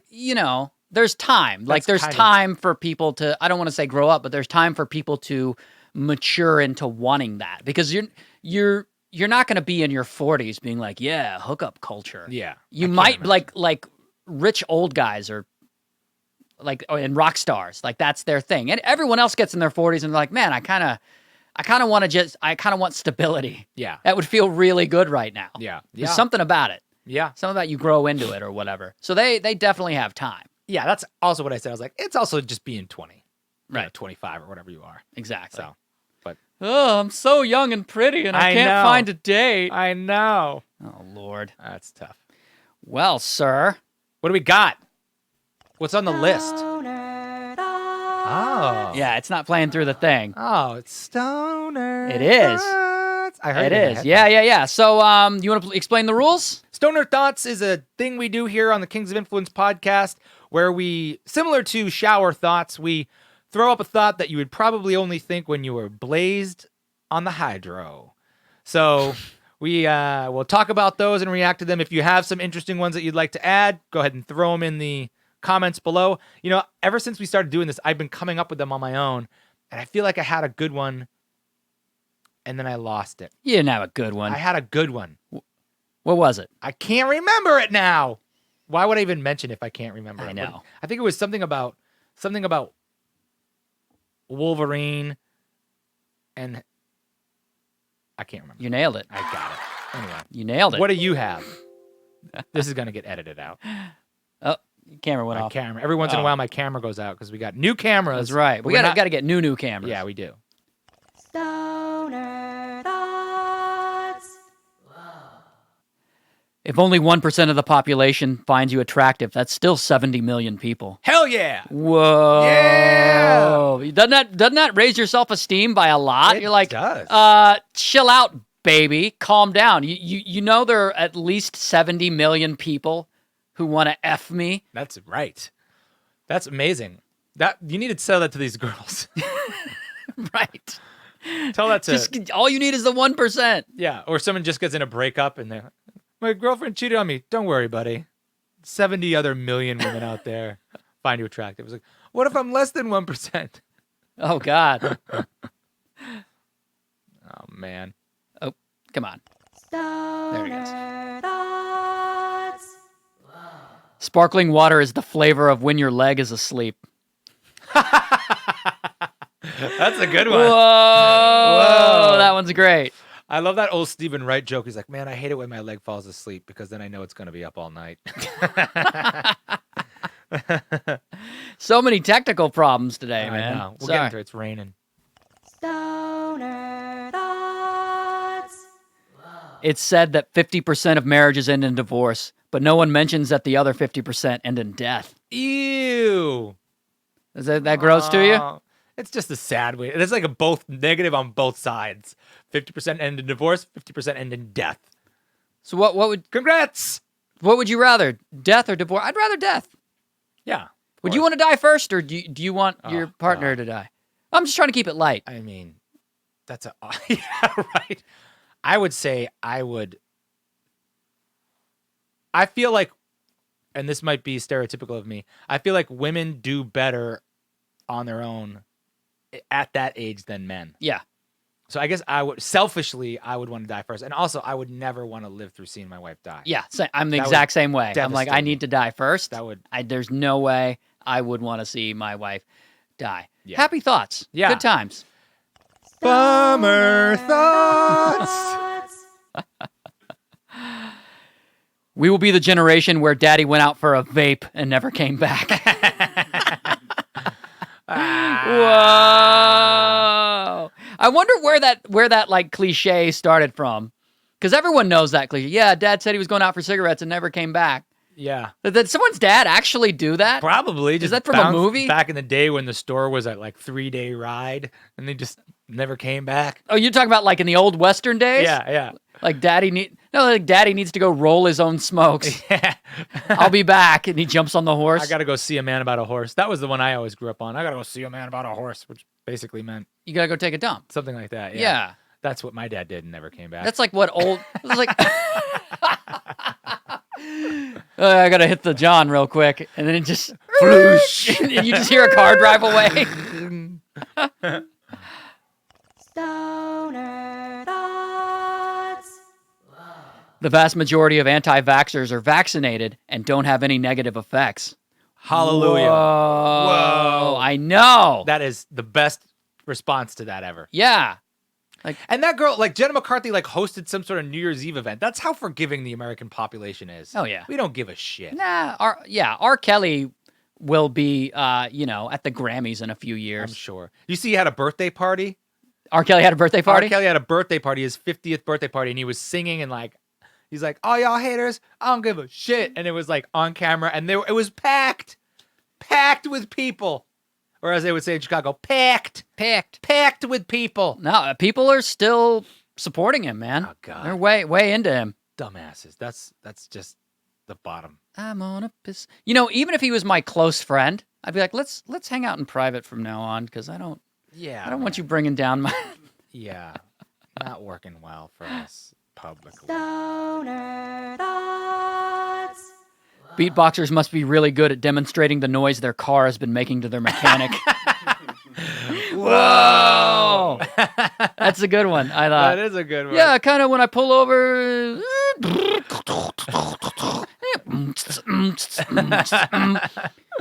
That's great. Imagine being a mechanic and hearing all those crazy my sounds that gosh. people like. I want to see a montage of people making descriptive noises to a mechanic. Yeah. And the mechanic being like, I don't know what the fuck I he's have talking no about. idea. And then you're just like, That would be a really funny thing for a mechanic to do. Just record it like on the sly and then make a little compilation out of it. There's a couple compilations that I want to make. I want to make a slow motion explosion compilation. Of Okay. just like all the movies where it's like, it's gonna blow, it's gonna blow, it's gonna blow. I want to make a compilation of people giving mouth-to-mouth resuscitation to someone in a movie, and then they think they've died, but then at the last second, the person coughs up water. Because I feel like that's every other movie that has water in it at all. Right. Someone almost drowns, then they get saved. Those two things I think would be funny. I'll work on those. Okay. I'll work on that. Stoner Thoughts. The common saying about millennials, everyone gets a trophy, doesn't mention what generation was handing all of them out. Yeah. Burn! Whoa. Whoa, burn Yeah. Gen X. A participation trophy. That is bullshit. Participation trophies? Stupid. Of course. Stupid. Of course. Fourth place is even stupid. There's no fourth place. There's no fourth place. What is it? It's bronze and that's it. Oh, you mean last, Yeah. basically? Yeah. There's no fourth place. Bullshit. Eighth place. Well, the thing is, like, you have to experience the loss and the disappointment or the pain or whatever of the loss so that the win can feel really good. Yeah, no one wants to get That's yelled the at. trade-off. anymore. Yeah, absolutely. 100%. That's the trade-off, participation trophies. Dumbass. Stoner Thoughts. I wonder which choices that I made saved me from dying. Oh. Whoa, that one's legitimately, I know. a thinker. I could think about a couple of those. yeah. What, like what? I put my seatbelt on. I got in a car accident when I was in high school, had my seatbelt on, saved my life. 100% saved my life. I would have been through the windshield. Well, think about every left turn that you made when you were thinking about making a right. And you're like, oh, I made a left. And making that left would have led to a series of events that eventually killed you. And you just had no idea that you saved your own life Right. You wouldn't even know the things that you did. by avoiding traffic or because your GPS was screwed up. Yeah. You would never even know half the things that you've done that saved you. I watched that movie on Netflix last night. The Black Mirror came out with Bandersnatch. Bandersnatch. Yeah. A little overrated in my opinion, but it was all about choose your own adventure and what you can do and what will end you and what won't. And it was interesting. It was a little boring, I have to say. It got a little boring. I get it, but you would never know what the other outcomes would be unless you went through every single scenario, which is impossible. People used to So make close. YouTube videos like that, Yeah. right? They were doing that years ago. Yeah, where you'd use the annotations where it's Yeah. like this for this. That must have taken fucking forever, man. I always found that to be sort of okay, but it's too much. don't make me tell the story, man. I'm reading the story. I know. I got to make choices in life. I don't want to make Yeah. them now. I'm reading the story. Tell me the story, damn it. All right. Let's talk about marijuana because I see people argue about this quite a bit, and I took some interest in it. Whereas if you bring up marijuana in most circles, especially on the internet, and you criticize the negative effects in any way Mhm. or whatever, people get, it's just one of those things that makes people angry on the internet. Or like, it's like one of those weird things where if you criticize pit bulls or something and people, Yeah, they like go insane. they're so They're protective. so angry over it. Yeah, And yeah, I wanted to get, so I wanted to look into it. So I'm like, all right, well, I want to look into the negative effects of marijuana and see kind of what's going on with that. Because people just will not listen. Yeah. They're like, this is a wonder drug. How dare you? It cures people and all this. There's definitely some negative effects to it. There has to be. Yeah. It's impossible for anything to be 100% good except for water. Well, you can't get fucked up all the time and expect it to end well. Oh, this is fine. Yeah. Oh, I'm good. Blazed every day. Yeah, no. I do know people who smoke weed every single day of their life, and it does help them with one thing. Sure. You know, not to say there's nothing negative that's going to happen on the back end, but it certainly helps with anxiety. It certainly helps some people with focus. It certainly helps some people with pain. So I think that's why people get so up on a stump about it, is because the alternative to those like medications are probably equally as bad, if not worse. Sure. Well, but it can also increase anxiety and Yeah. increase depression and all kinds of stuff. Yeah. So, but the big thing that I was reading is the psychosis that it can affect. So psychosis meaning like you lose connection with reality. Like you start to see things and you start go crazy. Yeah. I mean, it's like schizophrenia falls under that. It's, you know, like a lot of old people get into it and they have psychotic episodes and that kind of stuff. Huh. So, if you're a daily smoker, your risk of getting psychosis like goes up by like 7 times or something like that. You're like 7 times more at risk. 7 times. Yeah. Yeah. Wow. Psychosis is like, you're just crazy. Pretty much. It's just like a word for crazy. I mean, sure, it's kind of a broad term, but yeah. And if you have a history of that in your family, they say stay away from weed. Wow. Wow. Yeah. Yeah, your mind is a very delicate thing, you know. I feel like I fear that I'll lose my mind. That's a good question. Would you rather lose your physical health or your mental health? You know, Physical. You'd rather lose your physical and stay sharp. Yeah. Yeah. I think I would too, but I've seen it happen that way, and it's not pretty. When you're sharp as a tack, but your body's just failed all around you, and you're just basically living in a shell of something that's keeping you there. Is it prettier than the alternative though? Well, if you can't remember what's going on and you're in like a sleep phase, maybe it's a little bit more easy to deal with. Who knows? But I feel that my mind is going to go first. I don't know why. I think maybe because I have a shitty memory and I don't know. But So how's that weed working out for you? yeah, exactly. And I'm like, wait, maybe it's me. Maybe I'm psychotic. The memory is one of the things that it has been shown to affect over Yeah. time too. They tested it, and because look, a problem with a lot of this is it's hard to justify getting funding for testing on like marijuana. Now it's decriminalized and legal in a lot of places, so it's a little bit easier. Yeah. But doing like longevity studies, you know, some of those studies take 20 years. Yeah. Right? But they were able to test rats, and they showed that the rats who got high every day, first of all, cheese tasted a lot better. Hey, they watched a lot more Netflix. Yeah, exactly. But they had problems with memory and learning later in their life. When they were high still, or when they were sober. I think just in general.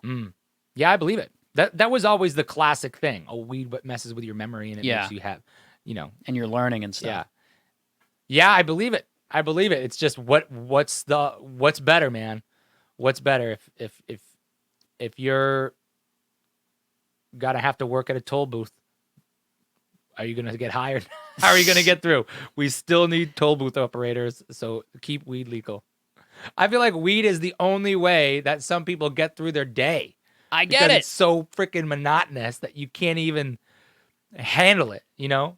I mean, I get it. I think that's part of the problem too, is that a lot of people self-medicate.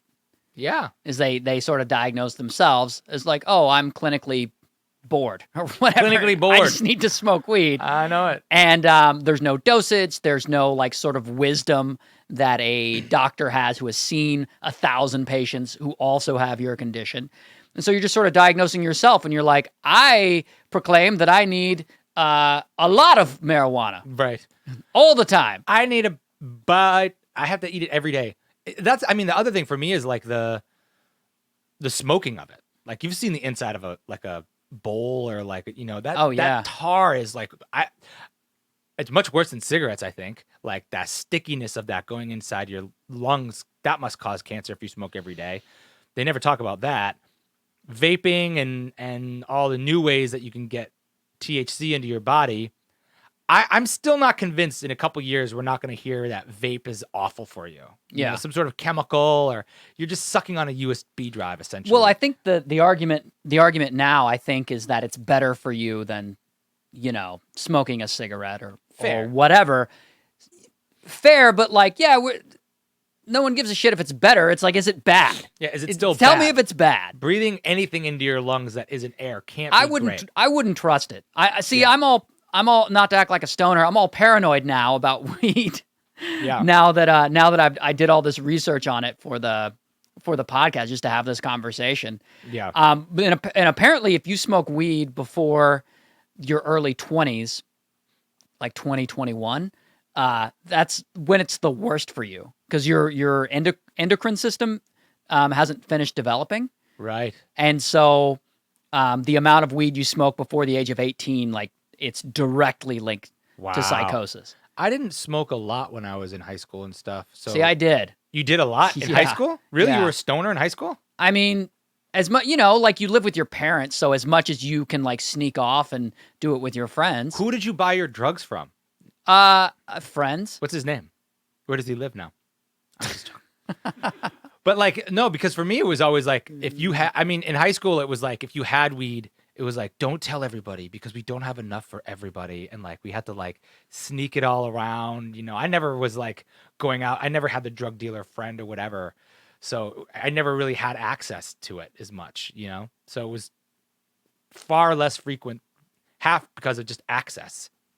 Oh yeah. Well, the thing is, I always had a job, so I always worked. Yeah. Because we were kind of poor, so I knew that the second I could get a job and get my own money, I'd be able to buy sort of what I want, which was like, in the early days, like comic books, and I could go to eat at Carl's Jr.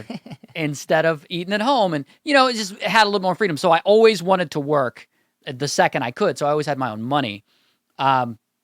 So I always had the money to buy it. And so you were the stoner at high school. I was one of, I wouldn't say I was the stoner. Yeah. There were like stoners. I was never an everyday smoker. Right. I just didn't have that kind of like freedom to Yeah. do it every day. Yeah. Because, like I wouldn't do it and go to work because then I couldn't do my job. Yeah, and I would never get high and go to school. Like I knew kids would get high and go to school. That terrified me. Yeah, I tried. Everybody's and I gonna couldn't know. do it. Yeah. Yeah. I was like, oh, everyone's looking at me. Yeah. I tried like once and was like, never again. Yeah.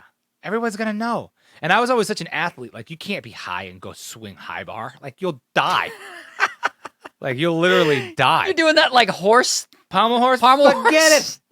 Although All I bet you stoned. somebody's done it. I bet you somebody's out there doing like I know. All the guys that I know that do Brazilian jiu-jitsu, they get high every day that they do it. It's like part of that. I knew culture of some that guys sport. that did that too, and I was like, how do you muster up the strength? It's part of this culture of that sport, and I feel like those guys, they don't go soft. They're hard. They're not like pulling punches or anything. You know what I mean? They're present. If you smoke weed enough, you get used to it. Yeah. Like you enjoy it, but you're in a different phase. So I'm sure there's athletes out there that smoke weed and play football, smoke weed and play baseball. I could see smoking weed and going out and play center field. Let me ask you this: when you train Brazilian jiu-jitsu, because I trained a couple of times with a buddy of mine who was really trying to get me in it. He was into like the cult of it, that kind of There's thing. a cult for sure. Yeah. Did you find it to be like super bro, like one of the most bro things I had ever seen? Was that? I only did it once with a very good friend of mine. It was broy, but in a cool kind of a way. It was broy. They were all like really smart guys. There was no like, yeah.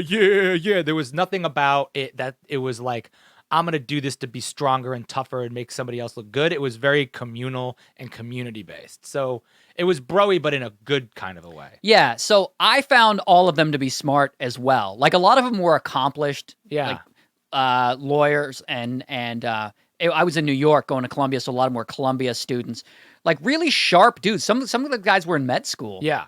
and stuff, and they just kind of did it on the side.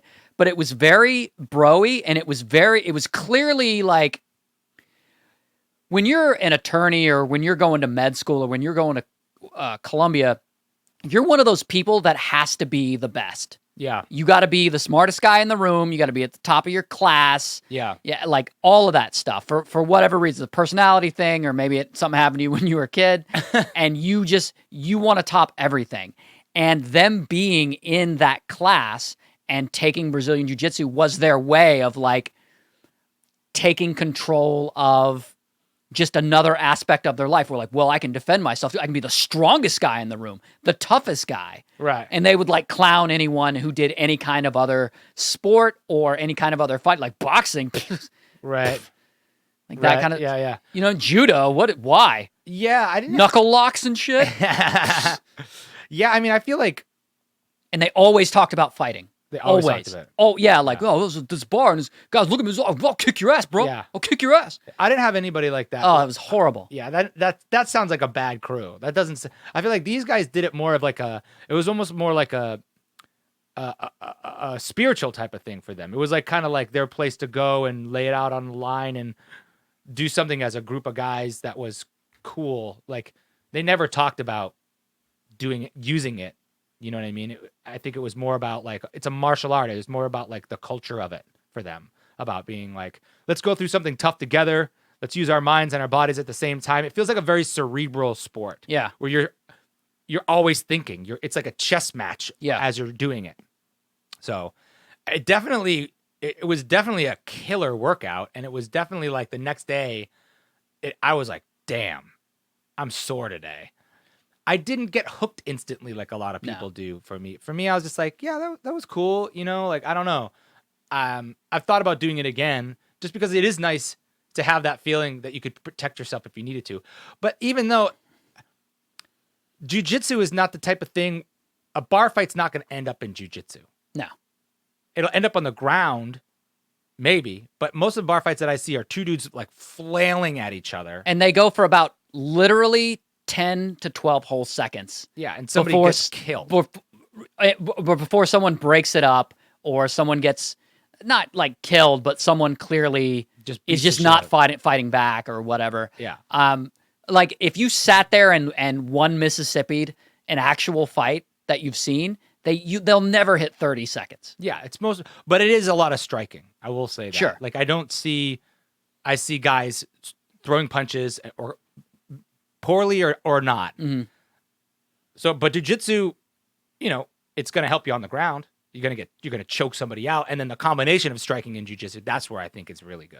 That's where you get the UFC. That's the coolest thing for me about the UFC is that it's an actual fight.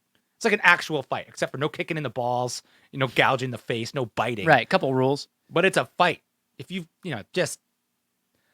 that's why I just keep to myself in bars now. Like, you don't know, there's UFC ears out there everywhere. You never know who you're going to run into now. It's so popular, that sport. Damn. The, like drunken bar fighting should be kind of like a spectator sport that we should be able to watch, place bets on. Yeah. Yeah. I'll take the guy with one eye and the beard. There's no weight classes. It's just all out brawling. Right. And no one has any training. No one's professional about it at all. It's really you just really eyeball it. Well, that guy looks like he could handle himself. Yeah. All right, I'll put $5 on him. It's just like the Tom Cruise and Far and Away where they're like betting on Irish dudes in the bar. Like make a circle, put some chalk on the ground. Yeah. Fight it out. I'm into that. Yeah. I'd watch that. I'd watch that. Man, I read one of the most depressing stories ever this week. And because we are, we like comedy, I'm going to tell it here. Okay. There was a woman in Phoenix, Arizona, and she drowned. Didn't die, but she drowned when she was younger, and the lack of oxygen left her in a coma. So she was in a coma for like 14 years in this healthcare facility in Phoenix. And then one day, she had a baby. She got pregnant? She got pregnant and had a baby. They didn't even know she was pregnant, which I got all kinds of questions about that.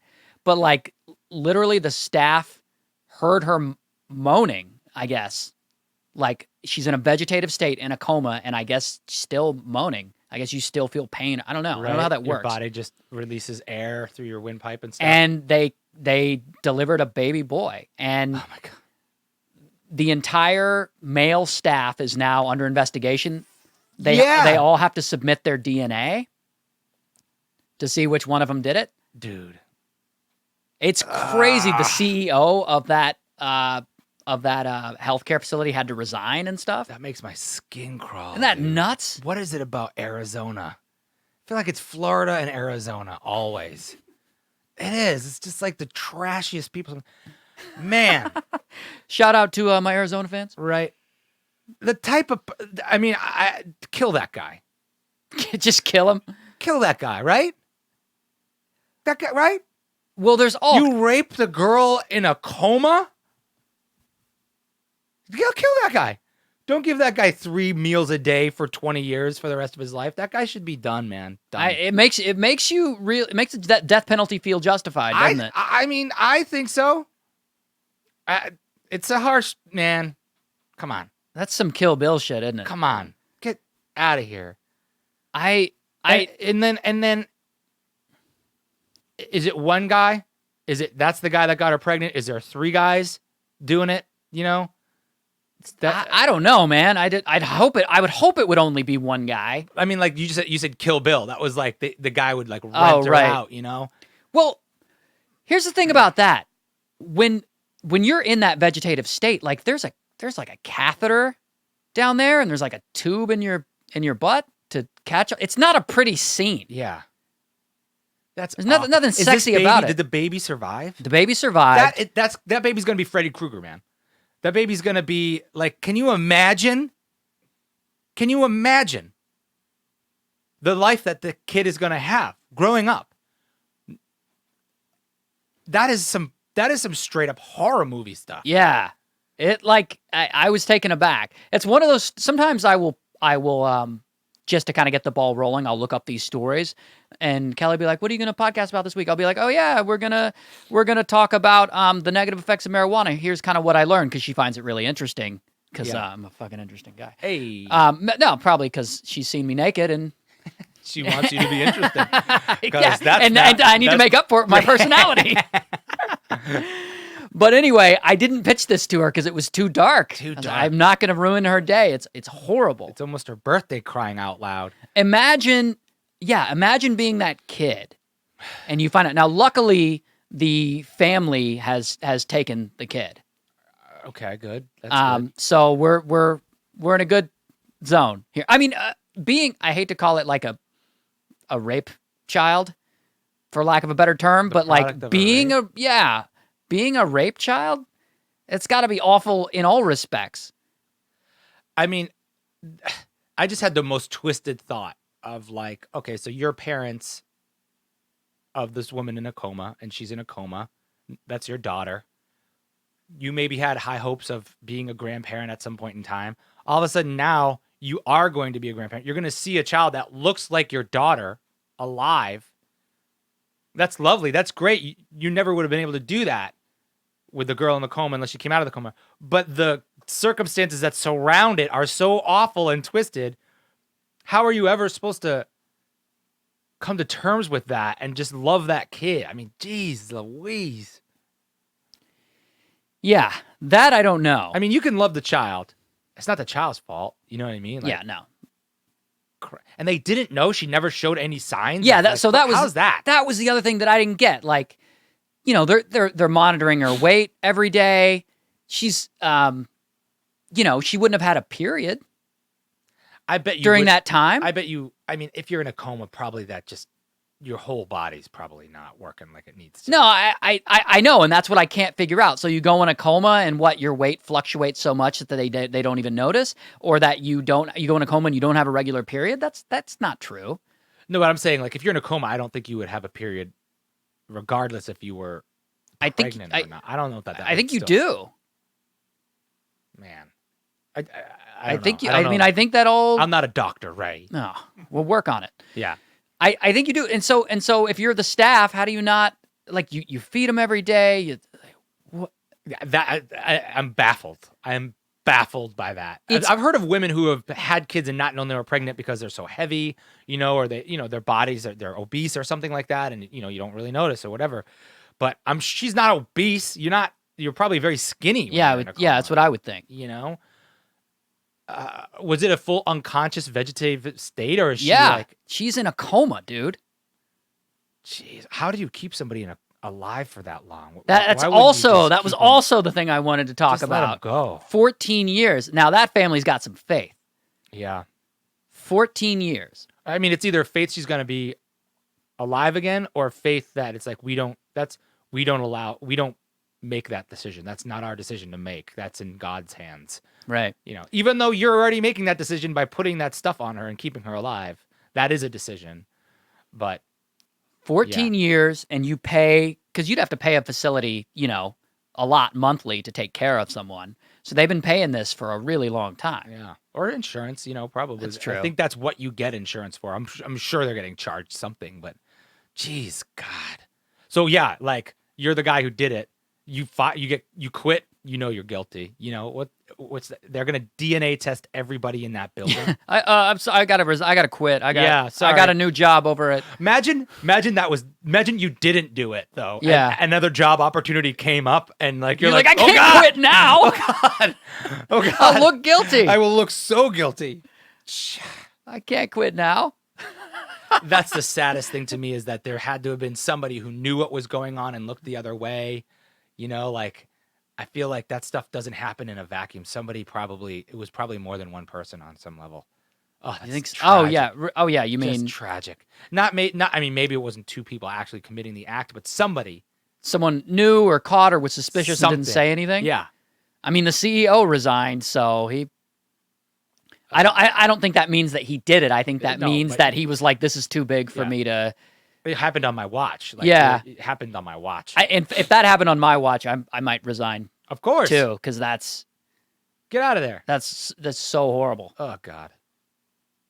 Fucking Arizona, man. Is it Arizona? Is it what's your deal? I haven't heard that about It's Arizona. just the heat, I think, cooks everybody's brain.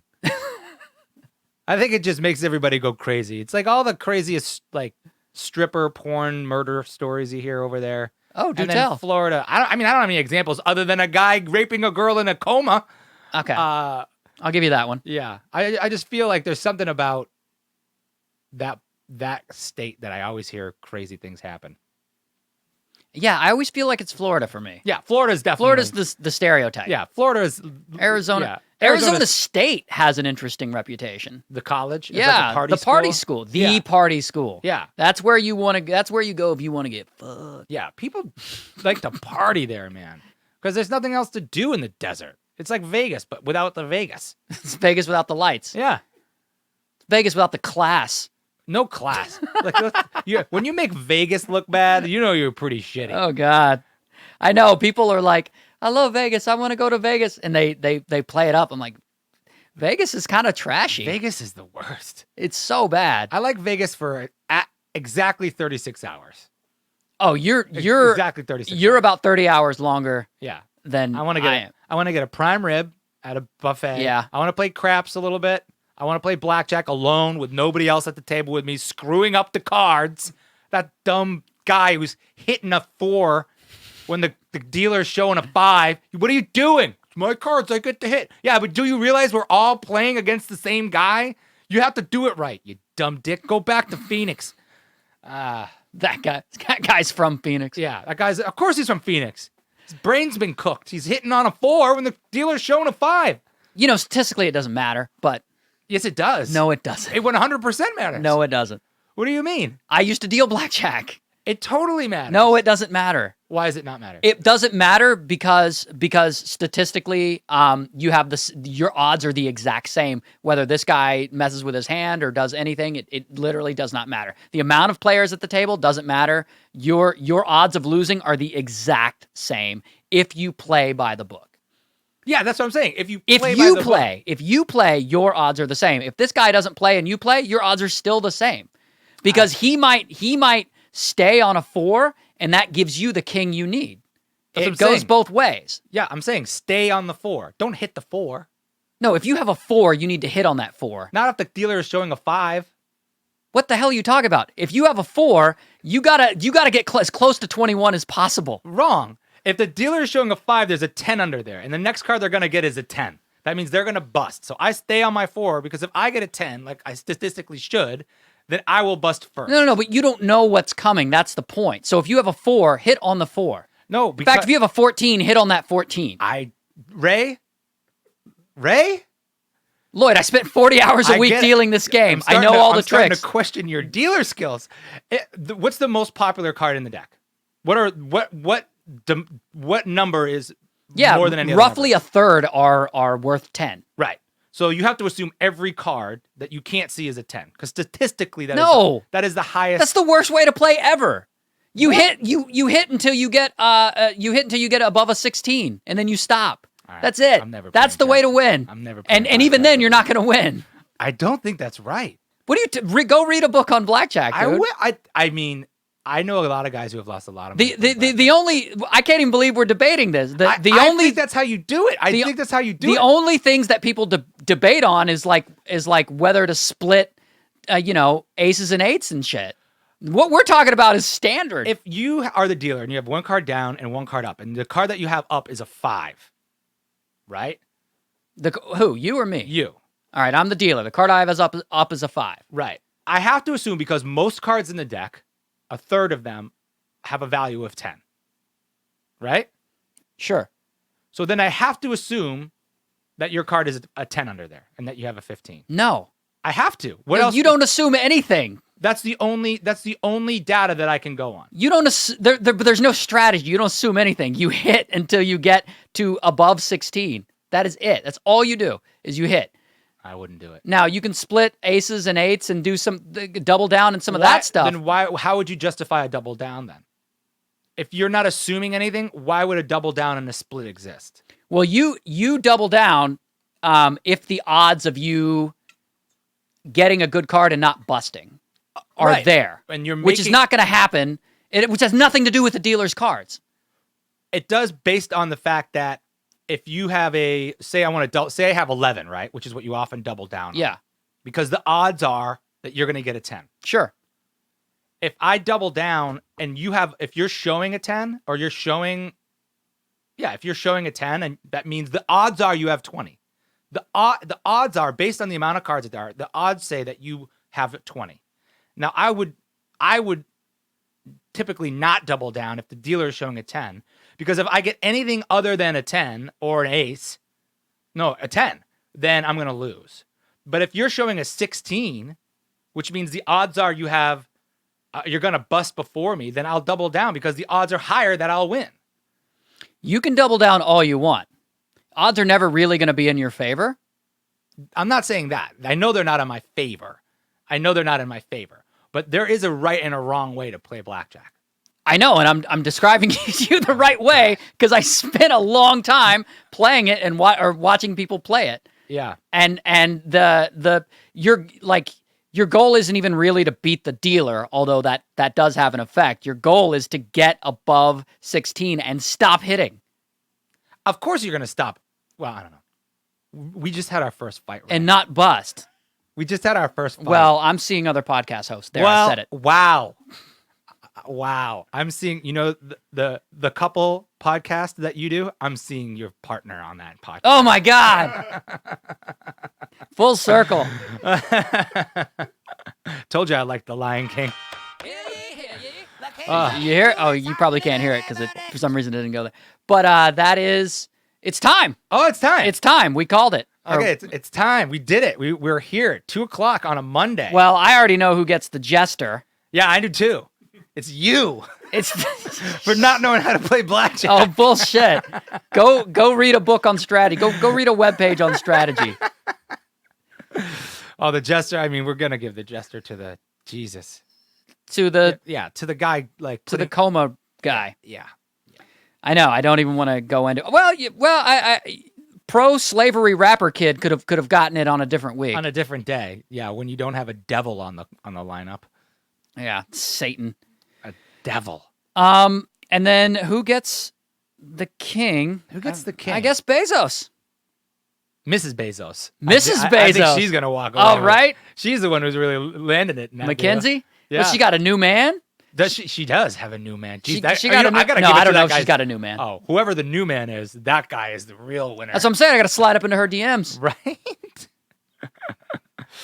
Yeah, All right. the Bezos. Okay, there we go. So there you heard it, guys. You got a king and a jester this week. Woo. Here on the Kings of Influence podcast. We crown one every week, so that was it. The jester is the awful guy raping a girl in a coma, and the winner is, I guess, the Bezos lady who inherited a lot of money. There you heard it first. We are normally live every Wednesday at noon, but today we pre-taped this episode just because Ray's being a good boyfriend and taking his lady out on her birthday, which is Wednesday. So join us next Wednesday live again. We'll be right here, same time, same place, doing it all over again. Yeah, and my apologies. I can already see that forever my mouth has been out lagging? of sync. Yeah, while yours has not been. So Oh, wow. that's gonna be fun. Sorry for all you people who are having seizures because of that. I know. I don't understand what's happening. I know. They think, have I been smoking too much weed and I have psychosis now? I 'Cause know, right? His mouth isn't matching up. Wow. Well, anyway, guys, Let's if get you're real gonna- cameras. I will get real cameras. Yeah, we'll get real cameras for next week, or if we want. But if you want to get a little text from us before we go live next week, you can just text the word Kings to the number 43506. That's right. And we'll hit you up and let you know right when we're about to go live. And anything else? I think we're good, man. All right. All right, guys. We will see you next week. Okay. Thanks very much. Hey. Hey. Yeah.